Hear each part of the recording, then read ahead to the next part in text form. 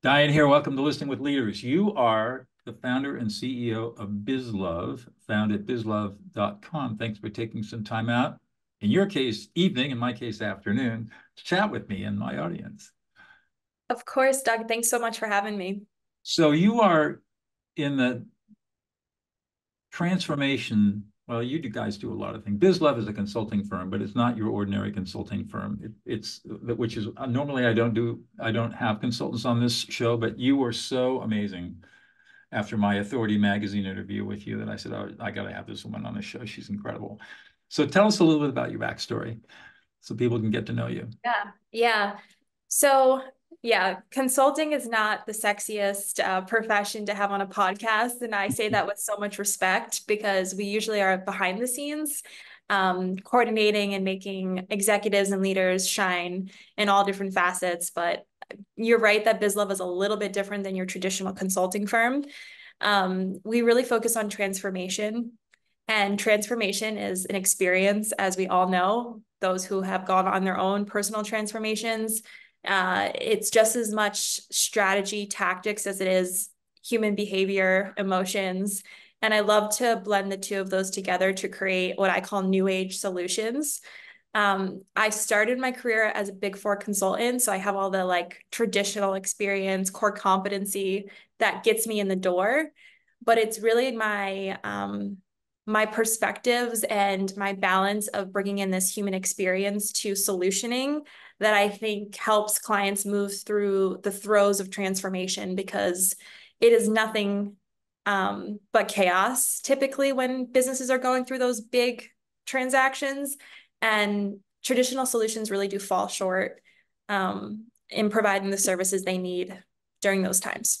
So when we're talking about transformations, I mean, that can be all kinds of different things. From your perspective, Yeah.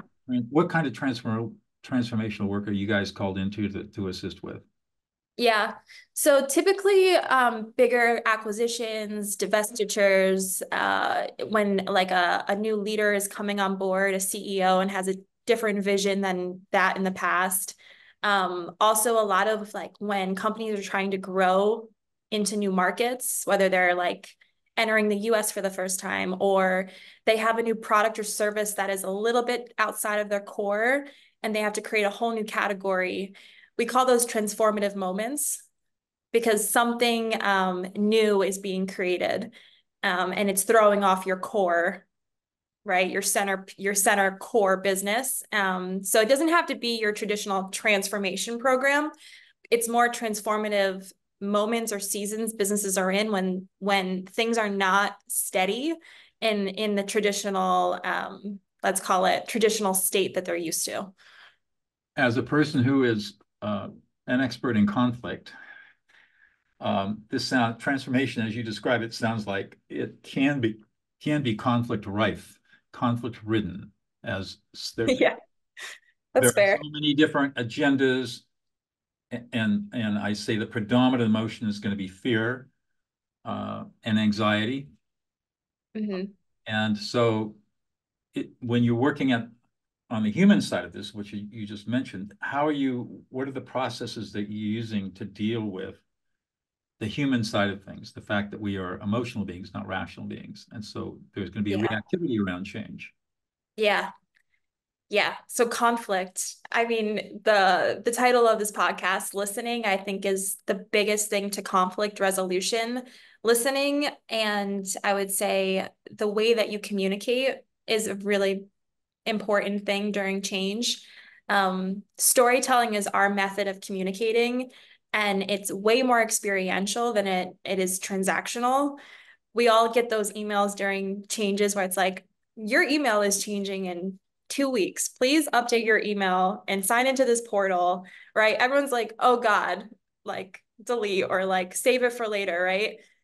Whereas we come in and we really tell a story about why it matters that you change your system and how it improves the overall experience we're providing to our customers and how it fuels our purpose and our growth agenda. Like we never come at you with a transactional change. We come at you with the big picture and how it will help move the business forward. During sudden change, people need you to give that context and really step them through it versus this like forced change that so many, I would say, so many business, I would say executives are used to performing because it's in your mind the fastest way to change, but it actually does a lot of damage if you're not conscious about how you're creating that change. So conflict resolution, I would say, is you have to listen and then you have to communicate in a way that can really be received. When I went on your website, I noticed that you have a whole creative team, videographers, and Yeah. obviously you're involved in some kind of filmmaking. How does that fit into this whole thing? Yeah. So it's never the thing we lead with, but it's often a vehicle to communicate and create change. So just like I said, storytelling is an experience we use, video and high def visuals and digital experiences are the other vehicles we use to move people through change. So yeah, we have a team of creatives that work with our strategists, and together they're able to like provide that real balance of delivering profit, delivering like metrics, and creating an experience that people can come along on that with. So you might be engaged to create a series of videos that talk about Correct. the story of what's going to be, why are we changing? How are we changing? What's this mean for you? How does it in fact affect the world? How are we Mhm. going to make the world a better place? And you're going to tell that story through video. Am I getting that right? Correct. Wow, that's different. Not, I don't think there are many people that consulting firms that do that. And then Yeah, that video is then used to educate and communicate with all the different stakeholder groups. correct. So that could be employees, investors, board Yeah, members, customers, vendors, general public, whatever right. might, whatever the critical, crucial stakeholders are. Right. Exactly. You And got it. okay, so I'm not as, all right, that's what I No, thought. I should hire you. And so your strategy people are the ones Yeah, who do the analysis of, okay, how do we get from A to B? And correct. how are we going to do it step by step by step? What are the Right. metrics going to be so we can measure our progress and whether or not we've achieved outcome B? Yep. And then the creative people are the ones that say, all right, now how do we create the compelling picture to move the herd from watering hole A to watering hole B? Yeah. We get a big, Yeah. when they're really comfortable at A and they really can't see the advantage of going to B. Exactly. And that's Yeah. Yeah. And the kind of team you just laid out, what I've noticed is that it takes that holistic, comprehensive team. Like I can't attack transformation with just one of those players you just outlined. It takes a whole team. yes. And when you go into the marketplace, typically you buy in players from different houses. I need a creative person. I need a strategist from consulting. I need a storyteller from Marcom agency over here. And then they all have different sources, motives, directors, and they're not working in cohesion or unison. And that throws off the transformation. That actually, it makes it even more difficult for people to receive what you want to give them. So as we are entering states of chaos, we are the like cohesion and unifier of that, call it business storm, and we're able to provide that service in a way that feels really tight, um, and yeah, and people can feel the difference. Wow. Yeah, I knew you were unique. And now I know that you're really unique. I haven't heard of anybody else that approaches it this way. So you've been Yep. doing this since 2018, I think. Is that when the company started? Yeah, 2018. And now that you survived through the pandemic, what was that like?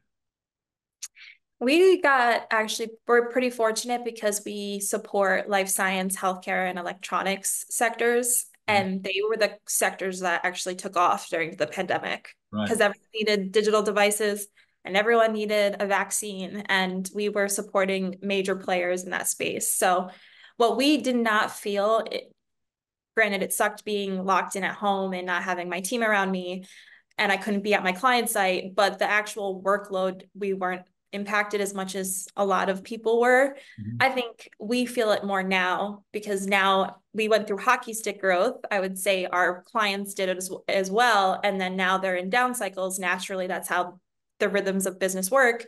And we're feeling it too. So, I mean, I always think like business is never going to be like this. You're going to have those like ups and downs, and it's like so natural if you think about it, Right, then nothing can just go straight up. So yeah, we're getting used to the natural rhythms of business. right. So what is it that gets you up in the morning, get you really excited to go to work? Oh, such a great question. I I wish I could tell you it's like marketing strategies and transformation roadmaps, but I find the most joy in watching people transform. So watching leaders and executives shift mindsets, have new perspectives, lead in a new way. I really enjoy like the subtle shifts I see in leaders that have ripple effects into their organizations. How do you help those people I do think do the mind shift? That's a big deal. yeah, it is a big deal. It's not short engagements. Like I can't do that when I'm hired for 3 months. It takes a couple of years with the same executives to really start to shift. I would say one thing I've discounted for a long time, but I realize is actually of service is role modeling, like being an example of the work you're trying to share and being it consistently so that when you can see it, you can believe it and it doesn't feel like this elusive truth that you're sharing. Right. I would say role modeling, I would say so many leaders at the top, I think, forget that they need leaders too. Like we can't do it all. And I think being in their corner as a professional and as a person, I've noticed that my relationships with clients have become really solid because I'm able to serve them in the business realm, right? In professional services, but there's a part of them that has an agenda that's holistic. Like they want certain things from their profession because it fuels their life. And when I'm able to see them as a full entire human, I'm able to coach and provide services in ways that I wouldn't be able to do unless I learned them, got to build trust with them, which has happened over multiple years, over multiple business war zones that we've survived through. And there's no shortcut to being that person for an executive. Like you have to earn it. But once you're there, I think that's why I get out of bed is to like serve the people that have been with me. And I really have that relationship where we can influence each other. What kind of changes do you typically see in your clients, especially in the leaders that you work with? If you could describe the starting point and Yeah. the end point, where do they end up? Because a lot of the leaders I'm focused on serving are so high performing, like it's what got them to the top. Their natural orientation is to grow the bottom line. It's to serve metrics and numbers. And I think the influence I see them having when I'm around or my team is around them is they start to put people on the same priority level as profit. And they see it as one of their greatest assets is their people. And when you invest here, this goes up. But how do you do that? Like, how do you actually create balance between people and profit? And that takes a leader that like can step into that space and really hold it. And that is not for every leader. Like I've noticed like that is a really hard balance. Say more about this. Is really interesting because you're kind of singing my song here. So tell me more about that. What Well, makes, why do you think it makes it so difficult for leaders to find that balance between being kind of bottom line oriented mhm. and then understanding that developing the people is your most important asset? And that's where you should be devoting your time and effort.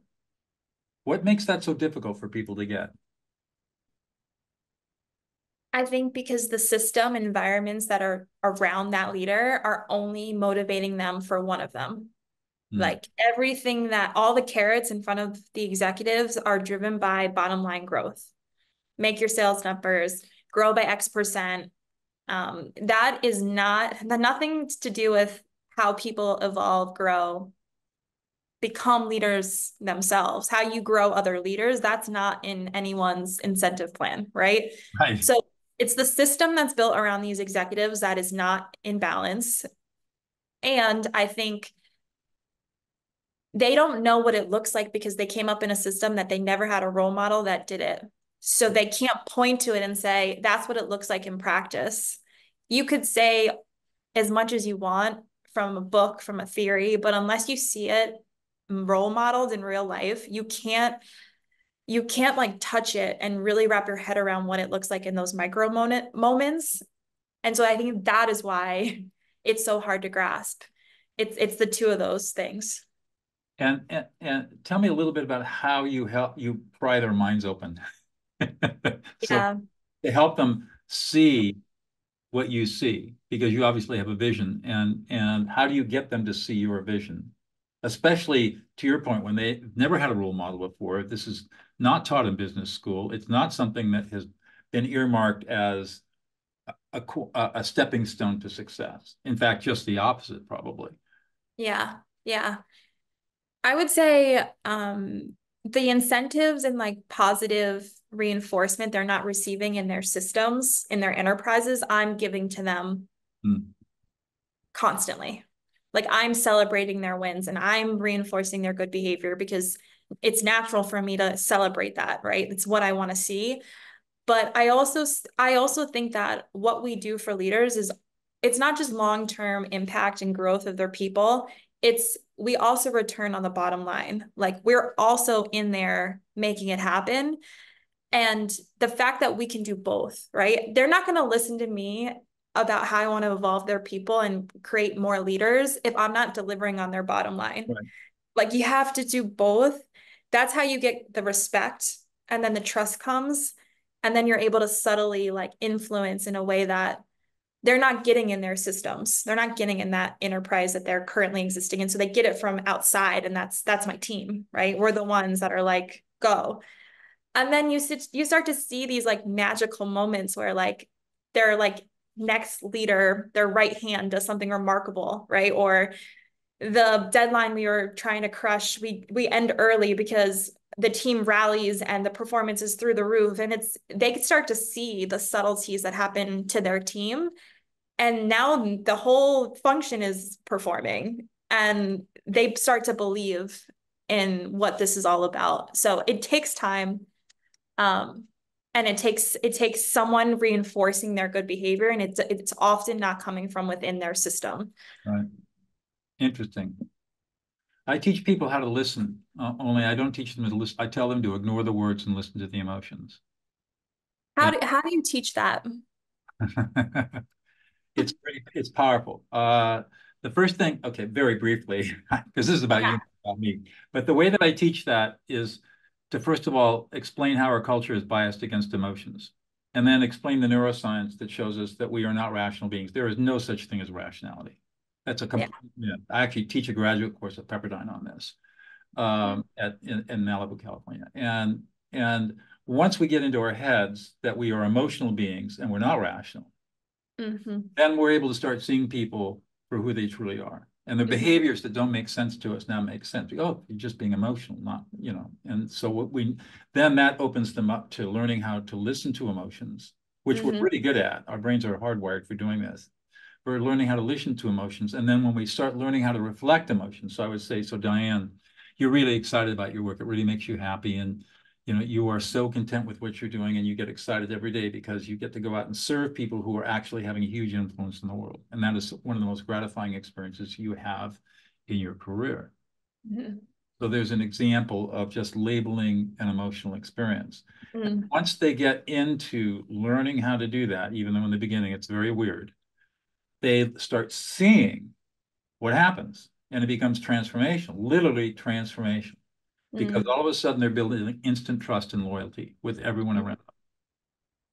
And Yeah. that trust and loyalty is gold, as you know, it's gold Yeah. in organizations. And how do you build trust and loyalty? You listen another person into existence.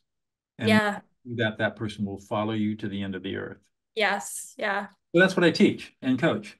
And I And I find that when people go through this transformation, see, we use the same language, that they come out on the other side completely different human beings. And Yeah. everything in their life changes. Their family lives, their business lives, their professional lives, everything changes. It's really powerful. I love what you just said, listening people into existence. Exactly correct. It's like witnessing them and their greatness is exactly, That's right. exactly right. That's right. And Mhm. and so when you can learn how to listen another person into existence, then all of a sudden, no more fights and arguments. My promise to my clients is they'll never have a fight or argument again with anybody ever. Total stakeholder engagement. You'll manage every kind of stakeholder relationship with ease and effort. Bad board meetings go away. You know, that kind of stuff doesn't happen anymore. Mm. It's really cool. That Um, is pretty cool. and so, anyways, that's what I do. Um, so I've got an idea of this, but I just want to get your take on it. What is Yeah. it you think that's unique about Diane that she brings to the table that nobody else can? Wow. What a question. Um, I've always been obsessed with what people call the X factor or the invisible around what makes people great. And I think I can see that in others and put words to it and hold them accountable to attain it. That helps me be great at what I do. I would say that I'm looking at a woman who has an extremely focused, strategic mind coupled with compassion. That's And that really beautiful. and that Thank you. that's what makes you unique. There are Mm, lots of people who have compassion, and there are a fair number of people who have a very focused strategic mind, but there are very, very few people who have both. wow, thank you. Yeah. I So feel seen. that's what's fun about these conversations is I get to see stuff that Yeah. and speak to truth that sometimes my guests don't always see. So we've been talking about listening. Let's just talk a little bit about that for a minute or two. So obviously listening is a critical skill. How did you learn how to listen? Mm.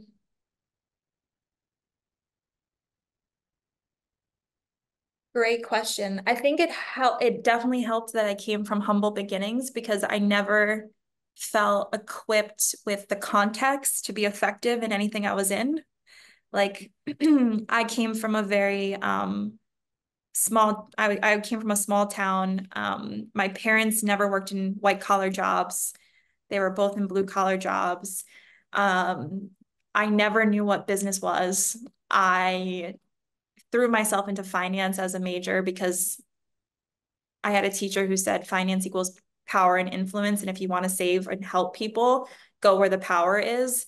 I think I listened to survive um, through situations I was thrown in because I always didn't know better. I was always a learner and needed to learn quick to be effective in whatever I was in. And so I just learned to listen as a way of teaching myself situational awareness and how to like navigate what I was in. When you're working with clients and you come across somebody who's has a crucial or critical role in the transformational process and they aren't a good listener, how do you Mhm. manage that? Hmm. Usually put them in a role that is yeah, like a self-doer and a self-contributor. Like I'll isolate their contributions so that they can still be effective and perform, but they're not influencing the whole as much. So what you'll see is the non-listener is the one who's going to alienate teams and stakeholders because they're not listening, but they Right. still have expertise that is instrumental in the process. Right. So you figure out how to put that round peg in the round hole. So Right. Right. Like they still have something to give. It's just not exactly what you're hoping for the masses. right. Yeah. Yeah. it's interesting that, so many people get promoted into positions where, and it's the old Peter principle, right? You get promoted to the highest level of incompetency or your lowest level of incompetency. That people get promoted and yet they don't develop the skill sets necessary for the new responsibilities. Right. And that can create a lot of problems for people. Right. Right. Like no one teaches you how to manage people. And then you're thrown into that role. And then now what do you do? Right. So what do you, I could talk to you first. We don't have that much time. One more, well, no, I'm curious about stakeholder engagement. So when you're coming in with people who are clients who are calling you, hey, Diane, we need help with this massive transformation we're going through. Stakeholder engagement and stakeholder relationship management seems to me to be a really important piece of this. How do you manage all of that? This goes back to the storytelling, I imagine. Yeah. So it's interesting that you have a love for stakeholder management, for conflict resolution and like peace, because that is essentially why we focus on it in business too. Like if the people are on board, like you're gonna complete the mission. Like, and so if you're not focused on stakeholders, you are missing a huge component of your mission. And I think like business and how the systems support bottom line and metric driven success, they don't focus on people, collaboration, performance on that level. Stakeholder management is a way to remind us to really focus on your greatest asset. So we use stakeholder management or stakeholder wheels. We really identify all of the people that matter to your mission. And then we create tailored stories and strategies to move them from A to B. It's a very people-focused execution, and that's what makes us successful. It's tailoring all of what they want to hear and what they need to hear in a way that is for the mission, for us to execute the mission. So it's not distracting. It's not, it is the fuel to getting it done. Got it. Interesting. Yeah. Yeah. One more question, I'll let you go. What's one thing about yourself, Diane, that we wouldn't know about unless you revealed it to us?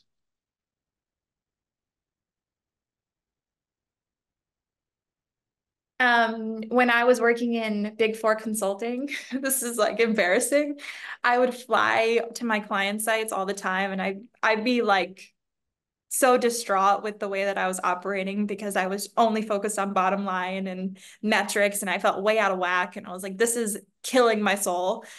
That I used to write poetry to like fill the hole of like that storytelling human experience that I wasn't getting at work in my journal.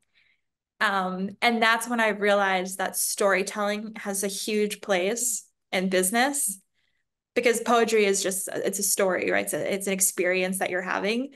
That was my technique to get through what I was dealing with at the time. I turned it into a business because I think everyone is dying for that piece that they're not getting. And that was kind of like, that's a nerdy thing about me, that I'm like a closet poet. I play jazz violin, so there you go.